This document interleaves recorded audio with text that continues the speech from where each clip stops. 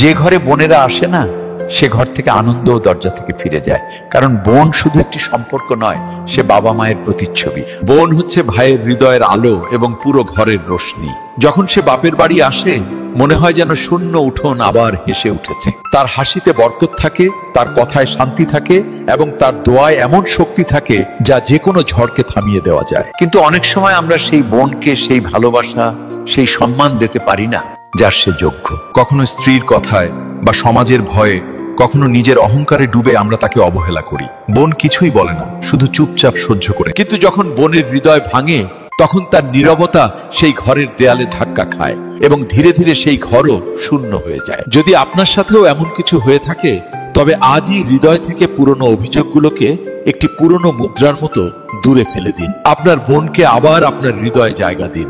তারপর দেখবেন ৩-৪ মাসেরই মধ্যেই আপনার ঘর আবার হেসে উঠবে, সমস্ত আনন্দ ফিরে আসবে এবং আপনার হৃদয়ও শান্তি পাবে। একবার চেষ্টা করেই দেখুন, বোনের ভালোবাসায় সৃষ্টিকর্তার রহমত লুকিয়ে থাকে। আর যদি এই কথাগুলো আপনার কাছে সত্যি মনে হয়, তবে এই ভিডিও শেয়ার করুন, যাতে অন্য কোনো বোনও আবারও হাসতে পারে